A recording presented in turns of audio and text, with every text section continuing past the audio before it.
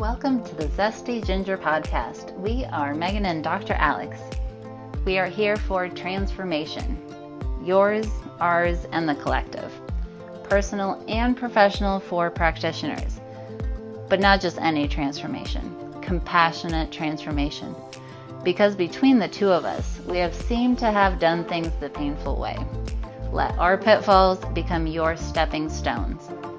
We aren't afraid to share our raw and vulnerable truths in order to help you transform your thinking, your body, your heart, and your soul. Combining 15 years of functional medicine with brain-based habit change to lead you to the best life possible in a compassionate way. Compassion, yes, yet plan to roll up your sleeves. Transformation requires your participation. And a quick reminder, this information is not meant to diagnose, manage, or treat disease. Always consult with your doctor, not this doctor, before making changes. Now let's get into the episode. Hey there, welcome to the podcast and to a very special series. Megan and Alex here today. Hi everybody. We're so happy to be together. We're even standing next to each other. Yeah, this is rare for us because usually we have to record separately where we live, but we have the pleasure of being in the same place, and this is always our favorite way to do it. And we have been creating some amazingness for you all in this series to come, so we're so happy that you are here. And we know you are here because you're not getting the results that you're working hard to get. So if that is the case, we guarantee that you're doing one or more of these things. So raise your hand if you are in a place where supplements don't work or diets aren't helping. You keep changing things. You even are doing functional lab work. You're switching up from one expert to another and it's not working. Or maybe you're in the category of constantly worrying about doing it right. What's the right way? There has to be a way. Or changing it over and over and over. Or another category that we both fell into was not feeling supported. Who here has gotten into a place where they think they know what they want to do, but they don't feel supported? Or maybe your favorite strategy is to become confused and worried. And yes, it is a strategy, and it's very, very common. And very, very effective at keeping you stuck. So if we're doing all these things, it's always guaranteed that the outcome, the results that we're not getting, is a consequence of that. Absolutely. We have noticed, and we're seeing in the world, and maybe you all are seeing this too, that everybody is working really hard right now. Everyone's in their feels, everyone's frustrated. In response to seeing that, we've decided to change the structure of the habit challenge from the way that we used to do it. We're always looking for the best, most efficient way for not only humans, but for humans in the current situation in the world. So we have changed it to a place where you can actually just sit back. Have you ever wished you could just sit back and enjoy the ride and do nothing in the moment, and then your life would magically, beautifully change around you? Well, we have too. And we want you to have the experience of listening through this series without the, what do I do next? Yeah, but what about this next thing? And what's the next step? And should I work with you? How do I work with you? We're not even going there. We're asking you to just listen. We can explain all that later. And although you've heard us say, and we do believe that action is incredibly important in certain phases of the process, you're in for a treat today because the very first step is going to be to sit back and listen. The series is designed in a way and with a flow like the flow of a river in the spring trickling down a mountain. And the water knows exactly where to go, and it automatically takes the path of least resistance at each juncture, at each rock, at each obstacle. It follows the flow. And this is what you will do as well. So allow yourself to sit back and follow the flow, knowing that any rocks or obstacles in your subconscious that are holding you back will be brought to the surface. And there's a certain state, a certain brain state, a certain frequency when you're listening to something designed like this. And you're totally open to change. And the words we use, the stories we use, the process are designed to take you on the journey. And the journey is going to allow these powerful and positive beliefs to input and bypass the critical faculty and enter your subconscious mind. And you don't have to think consciously about it or do anything. How cool is that? And by simply being brought to the surface with awareness, that obstacle will have already changed. Just like each time you pull up a memory, it's changed just in the act of recalling it. Isn't that amazing? And we don't even need to know exactly what we're working on to have things shift in our life. What if the thing holding you back from ultimate health and a dream life were to just dissolve during the series without you ever needing to know what it was? Wouldn't that be cool? Cool like a cucumber. Cool like the flip side of the pillow on a hot summer night, right? Yeah. And by the end, you know exactly what to do, exactly what action to take. So we are guaranteeing change in this series. If you go through the whole process, we are even going to give you your money back. Wait, isn't this free, Megan? Ah, crap. Okay. No, I think it's free. Wait, I'm pretty sure it's free. Are you serious? Yeah. Okay, we're giving away the secret sauce. This is tens of thousands of dollars for free. And, actually, not only are we giving this away free, we're actually going to give you money. So one person is going to win. Are you sure? I think we said that, right? I think we did. I wrote it in my notes. So we have to follow through. One person is going to win $500 for fully participating. So why, you may ask, would we be giving away money? Because we reward ourselves when we show up for ourselves, and we are also securing that belief by rewarding you here for showing up for you. So repeat after me. I always benefit from showing up for myself, no matter how sticky or up and down the process looks in the middle. I always benefit from showing up for myself. People you know and people you don't know are going to come here and help your mission when it's stated clearly and you show up for yourself. And you're here today, and maybe you're a regular listener, or just headed on to the next episode, or maybe you found out about this amazing series to rewrite your subconscious beliefs on Instagram or from a friend or from our email. Well, however you ended up here to hear this series, the fact that you are here means you're ready for transformation, and not just any kind of transformation, but compassionate transformation. And if you didn't sign up for this and you're just listening on the podcast like the regular listener you are, we want you to know there are some extra goodies when you sign up. So head on over, pause. It's in the show notes. Go to zestyginger.com/habit. And you will be getting a workbook. This is going to help secure in what you are learning. And you will also get a chance to win the $500 cold hard cash by turning the workbook in by the 18th of September at 6 p.m. Eastern Standard Time. So we are rewarding you for rewarding yourself. You show up, and we're here to support you along the way. Cool. So why are you here? As you fill out that workbook, you will start to understand why. And because humans are meaning-making machines, when we understand why we are doing something, we are much more all in. We would never think to not listen to the whole series or not make it to part 5. And we would also never ignore filling out the workbook and putting our 100% focus and effort into it, because we know this is a part of the process. We know intellectually, and we can feel it in our body. We can feel the shift coming because we have our conscious mind on board and our unconscious mind. And this is important, that connection between the two. All right, shall I tell them a story, Dr. Alex? I think so. Okay, I remember the very first time that my conscious mind and my unconscious mind were so in sync that magic just literally started happening around me, and I want to tell you about that. I had always really wanted to live in a Spanish-speaking country for an extended time, and I had Central America on my mind. It just had a pull for me. I'm not sure what it was, like the feeling of exotic, exciting. I could imagine myself just like swinging out in the hammock over the turquoise waters or diving into the water to find those colorful coral reefs and exotic fish. And I craved excitement, something new and a challenge. One challenge being that my Spanish speaking ability was not very good, but I craved it anyway.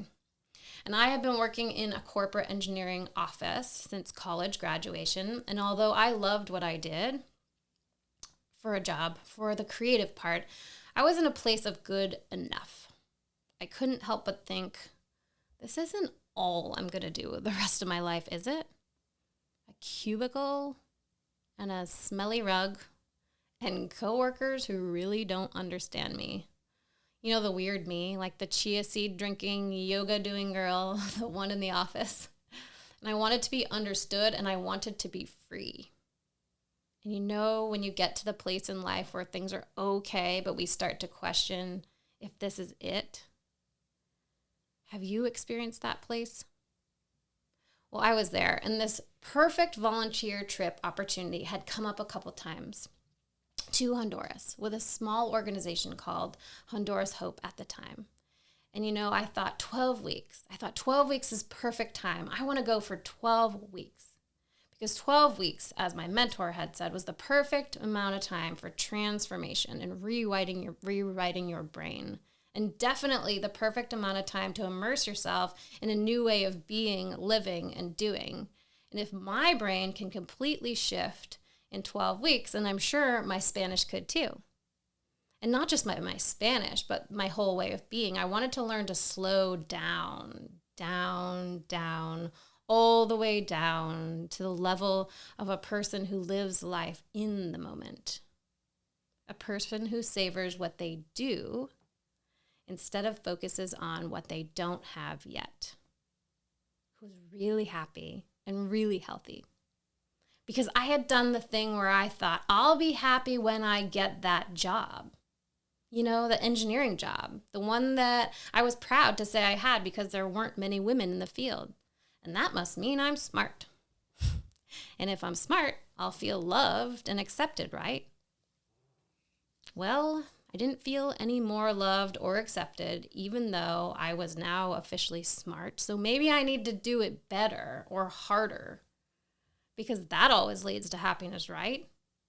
All right, that's it. I'll be happy when I get the promotion. So I worked harder and longer, and I came in at 6, and I took naps under my desk at lunch. That's a true story. So I could stay later and do more.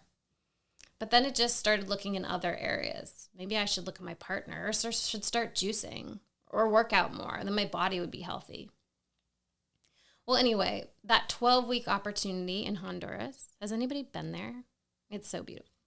Well, some areas, not exactly where we were volunteering, but I did get to that crystal clear water for a little bit. Stayed in this beautiful cabin with a hammock that I could actually swing out over the waves. So each time the opportunity had come up to go to Honduras, I would see it, I would recognize it, I would think, oh, that'd be so cool, but I can't do that. I'm not one of those people who can do that. No one takes 12 weeks off of work. And how would I afford it? Where would this money magically come from? And what about insurance? And what about my job? And besides, wouldn't it be selfish to do something like that for me that nobody else gets to do, right? Nobody else gets to do that. Everybody else is grinding away at their 9 to 5. And here I am thinking I'm worthy of just being free, doing whatever the heck I want, doing something different. So I'd watch the opportunity come and go. The date would pass. I'd still be sitting in my cubicle chair. And enough of these came and went. Yet I was no longer unaware. I was witnessing other people go and seeing the transformation when they came back. And realizing that 12 weeks in the grand scheme of things really isn't that much at all. And life kept happening. And things sorted themselves out while they were gone. And over a lifetime, that transformation would be remembered forever. And 12 weeks in the cubicle wouldn't. I started to shift, a light had went off, or a light had gone on, I'm not sure, inside. I was realizing that I was the only one limiting myself in my transformation. I had decided what other people would say or how things can't be done without really asking or even attempting to make it happen. So how can you know something isn't possible if you haven't even asked for it? Well, I can tell you right now from that experience that it won't be possible if you never ask. That is pretty much the only way to guarantee it won't happen, is just not even going for it. And at that time, I had just watched The Secret. Where are our Secret fans? back in the day for the first time, one of the popular Law of Attraction movies. And I said, I am going to make this happen. So at this point, there was just no stopping me. I just went for it. I just started to ask around. I started to think, how could I do this? I started to get resourceful. So I started with my boss. I said, I'd like to take a leave of absence. I want to go to Honduras to volunteer with an organization that's helping a really poor community up in the mountains that doesn't even have running water or electricity, and they desperately needed help with ventilation in their homes. They were cooking inside these small huts over an open fire with nowhere for the smoke to go, and their lungs and their lung health was really taking effect from this. And I said, I'm not looking to be paid. I'm just looking to have a job when I come back. Would you be willing to consider this? And it took a lot for me to even ask, right? Again, all those stories, who even asked. And an interesting thing happened, though. Although my boss didn't want me to leave, he said, you're such a pain. I'm going to have to fill in your spot. He was supportive. And in the process, he went and asked kind of higher up the chain about if this was even a possibility and helping make this happen for me. The owner of the company caught wind. And he is a philanthropic man in his heart, and he's already involved in many volunteer programs in Mexico. And he heard about this. He said he wanted to help. So not only did he approve me to take a leave of absence for work, he said he'd like to pay for my travel. He paid for my flight to get to and from Honduras, and also that I could keep my company health insurance. Like, what? So just like that, just from a question, not only was I going to go, but two of the biggest obstacles of that trip, me needing the money to get there, because once I was there, I barely needed any, and the cost of insurance that I would have had to taken on would have been a huge barrier at the time. So have you ever had that happen when you finally decide, I'm going to do this, or this is changing, and in that decision, things start to just shift around you? So I had the realization, and I hold on to this realization, that you can't get anything if you don't even try or ask. And I got to go, and it was amazing. And it was hard at the same time. There were a lot of ups and downs, including a very rough trip on a mule's back up a mountain. And I'm going to share later in this series what I learned after having diarrhea on the side of a mountain while hanging onto a mule for dear life. It was quite the scene. But for now, Alex is going to give you the big picture of why we're here, because I stepped into a new identity by being the person who asked for what I wanted in life. And that's when things started to shift. That's a beautiful story, Megan. And I love that because it highlights so much of what we do, right? The ability to sit in a cubicle, watch other people come and go, live their dream life, watch their transformation, celebrate with them, smile and then go cry in the bathroom is a real thing. And we often desperately want to change our habits, the day-to-day. What coffee am I drinking? When am I getting tea? All these things feel heavy and sometimes hard, and like there's a right or wrong and that there's a thing to do and there are outcomes. But really, that story highlights so beautifully that you became someone more powerful than you were. You grew into someone you were proud to be. And the things that you did, the way that you felt, the way that you thought, and the way that drove your actions created a completely different life for you, and we call that transformation. Part of the problem, though, is that this is new for us. This is hard. It's hard work to look in ourselves sometimes and say, who do I want to be? And that's why this 5-day series is the way it is. We want to create a world where it feels easier, where the strategies are effective, where we know what we're doing and why we're doing it, right? And that means that we have to be willing to deviate from the standard, do things differently, think differently, make different choices. And part of that process for us as an outflow of identity is the concept of compassionate transformation. And you even mentioned that. Because to force yourself to become an identity involves shame and guilt. Just thinking you're right, thinking you're wrong, wondering late at night when you're up at 2 a.m. in the morning, wondering if you're doing it the right way and if it'll harm the people that you love. Compassionate transformation is one of the most foundational pieces when it comes to changing our identity, because what compassionate transformation really drives is our willingness to be authentic within ourselves. The authenticity that says, this is who I know myself to be. These are the things that work for me. This is success for me. This is joy for me. And not defined by anybody else, but purely because you authentically feel good being that, doing that, be surrounded by that. And authenticity is tricky because authenticity sounds nice. But here's the kicker. Authenticity is nothing if you have no courage. Authenticity thrives in the environment of courage. Courage is the necessity, it's the necessary ingredient to saying, this is who I am, and this is who I will choose to become, and that I do choose to become, because I can, because I want to, and because that's the thing that works best for me. And courage is tricky. Courage in itself feels hard because it's defined by the presence of fear, that fear that many of you feel, right? We started that in the beginning, the fear that says, I don't know if I can do this. I don't know if I can get better. I don't know if this is working. I don't know if I'm doing the right thing. And all of those things begin to feel like courage is a mountain to climb. And Megan has a great story to you about a donkey and a mountain. But it feels like a mountain to climb, and it's not easy all the time. And once we realized this, that this was a key ingredient, one that you can't move forward in identity without, we realized that courage is necessary to be authentic. And without authenticity and compassionate transformation, we can't become our best selves, but we can, and we will, and we do. And how do we do that? How do we actually move through all of these things that say, yes, I know how this works, and I'm willing to do it. I'm willing to take the steps day in and day out. I'm willing to live and breathe and embody who I'm becoming, the health, the business, the money, the kids, the partnership, the love, the belonging, the community, all of these things that are wonderful.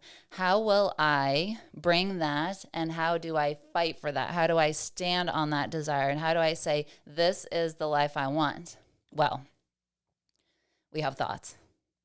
Our thoughts are, it requires support. Think of all the courageous things that you've ever done and who you needed to be in that person. Even if you found yourself talking to yourself, hyping yourself up, saying, come on, you can do it. You can do it. I just did this yesterday. I didn't want to do something, and I said, okay, Megan, I'm going to do it. And I didn't. Then I said, I'm going to do it. And then I didn't again. And then I said, oh, I'm really going to do it. And I did it. And I overcame that. And that's such a beautiful example, because the reason I could is because I had the support. I knew what I was asking, and I asked Megan to be there with me. I spoke up. I felt my authenticity. I said, I feel small, and I have the courage to admit that. And Megan looked into her heart and said, what is my role in compassionate transformation? Who do I want to be as the identity? And luckily for me, she chose to be that identity, and she was there for me. And it made a huge difference. And that's what we're talking about. Support is the crux to all of this, because those things are not easy. And if they were easy, everyone would be there. But you look around and you know that not everybody has the courage to step into the identity that's empowered, that's free, that's looking at the world and saying, I'm going to do things differently because we can't stay the same anymore. This world is hurting, and I am someone that is here to help. By being who I am, I improve the world just a little bit more, but the ripple effect is really, really huge. So this brings me to a story here, and it's a story about my neighbor that I thought was being really weird. And this neighbor, so this was a neighbor that lived to the left of me, and this neighbor was really, really into gardening. And I like plants too, so I was always really impressed. And so, in a non-creepy way, I'd watch and I'd talk to him, and I'd say, oh, hey, how's your stuff going? Here's what my stuff's going. And we talk, and he said, I really want to plant a tree here next to the sidewalk. And I said, cool, what kind do you want to plant? And he told me, and I said, oh, that's nice. There's not that many of those in the neighborhood. I'm sure that would be a lovely addition to our street. And he said, yeah, I think so. I've been thinking about it for a long time. And I wanted to provide shade. I want it to provide shade for my car as well when it's parked. And it seemed like a great idea. And I thought, well, this man has his work cut out for him because, it's not always easy to decide where trees grow. But I thought, I don't know, you see plants all the time. That's kind of why I like them. You see them growing out of the crack in the sidewalk and they're thriving. You see them, some dinky little plot of land in New York City and boom, beautiful roses, right? You just never really know. And that's the power of nature, the power of flow that we're talking about, the power that creates your world and creates your reality moment by moment by moment by moment by flow. And I thought, well, good for him. I'd love a tree too there. It's honestly pretty close to my house. And first he dug a hole and he prepared that hole. And I watched him do this over like 3 days. And I thought, man, that hole looks pretty darn good. Like you think you just go for it. But it turns out he had a whole plan for the seed. So he had the thing that he was going to plant to grow the tree.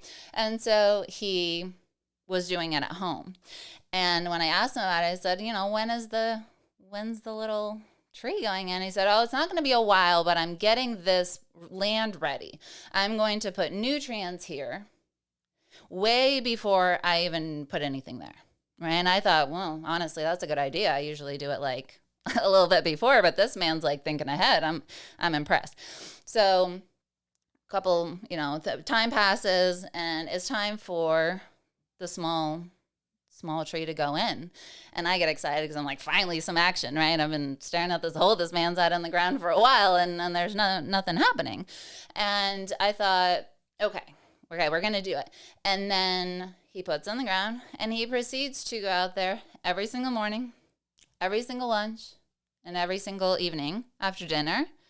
And he walks around it and he walks around and he walks around and then he goes counterclockwise, walks around it, walks around it, walks around it, walks around it, and he's looking and he's looking and he's looking. And I'm like, the thought occurred to me. I go, honestly, nuts and seeds fall to the ground all the time and grow. They have everything within them to transform into the full tree that they are. Do we think he's working a little hard here? Right? I'm like, it already has all of the resources within itself, and it is pre-programmed to live out the fullness of its potential. Everything that man dreams for that tree in his house is within it already. And I thought, well, that's handy. But sure, he's doing a lot of work for it. And then something very interesting started to happen, though, is that sometimes I would notice that even though he had put like stakes around it and he had tied it up and it wasn't leaning or anything like that, that we were getting to a season where it started to get windy. And the way the street was, that the wind would kind of oscillate back and forth. And I noticed that this tree would sometimes do this shake thing. Like it would shake violently and it kind of looked like, like not great for the plant. And really at that point, it reminded me of when I was so ramped up I'm trying to change so much and I'm so anxious about what I'm doing and am I doing it right and why isn't this diet not working and what is the supplement and I'm taking them but they're not helping. I thought of that and I thought all the times I'd shaken my leg under the table, desperately trying to pretend like I was normal but just dying inside.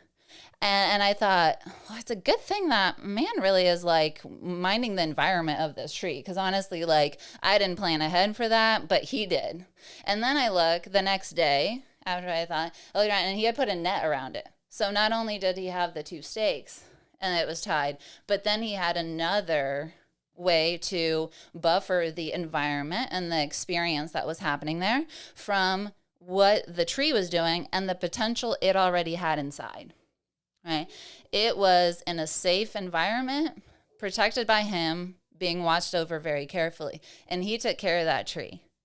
And one of the things that I realized over the time as it grew, and he'd modify the support structures around it, and he would make it an even better environment for that tree. Whatever it grew into, it was different at the time, but he figured it out. He always knew. He always thought ahead. He was always taking care of this. And I thought, it's because he told me how important this tree was to him. I thought, I'm right.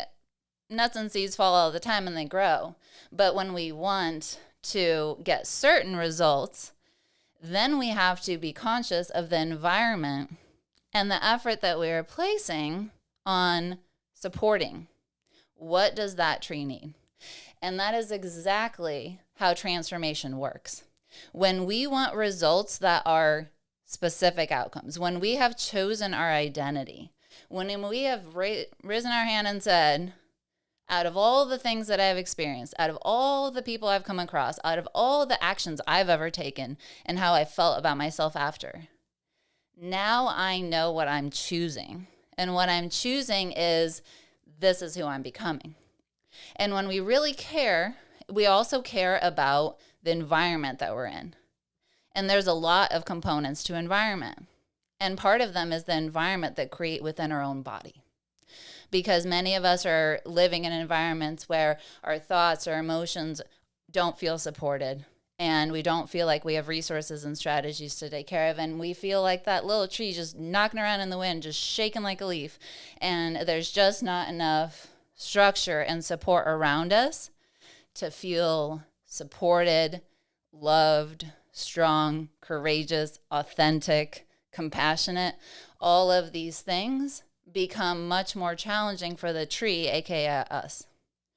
So one of the things that we've noticed that people do is that when they're the knee shaker, and if you're hearing that and you're like, this really sounds like me, these are people who we're living in worry. And Megan and I were like this too. We're living in fear. We're living in doubt. We're second guessing. A lot of these things we're being clingy with our resources, with the people around us.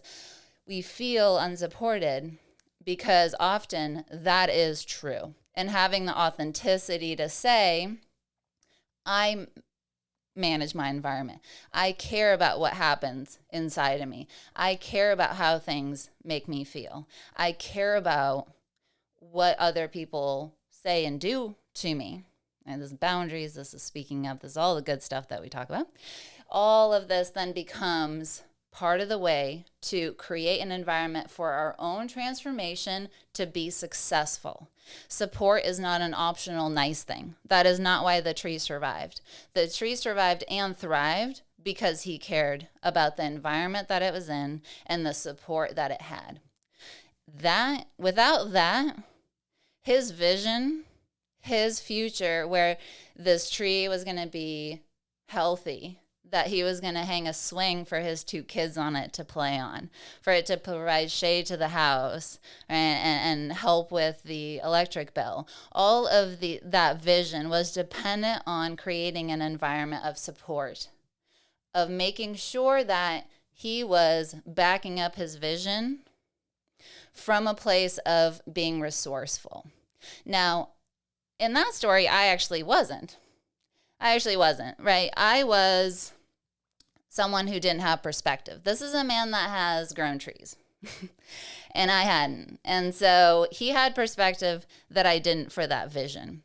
He knew that the support that he placed now would be compassionately helping this tree transform into the full expression of what he desired, what he wanted, the vision that he held.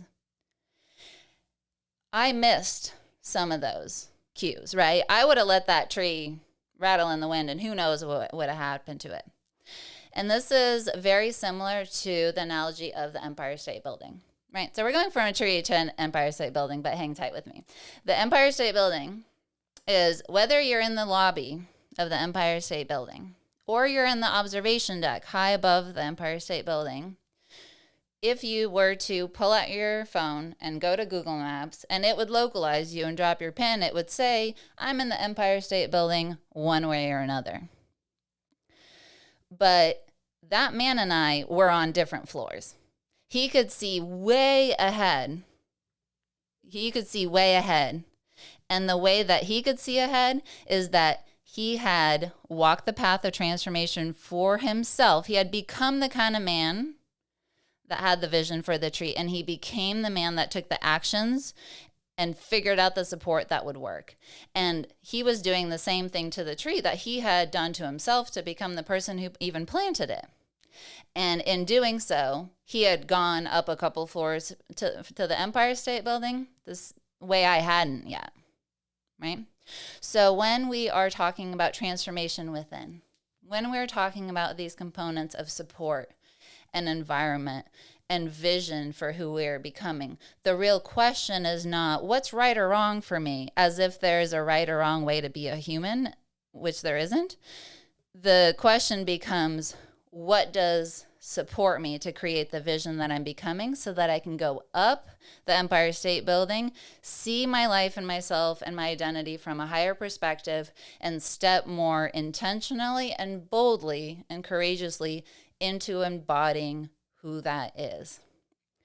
And that really, for the environment, when we talk about creating a world for perspective and to see that bigger picture, when we are scared, we're in fear, we're in doubt, we don't think we're worthy. All of these things are the very things that need to be supported because they will keep us in the lobby.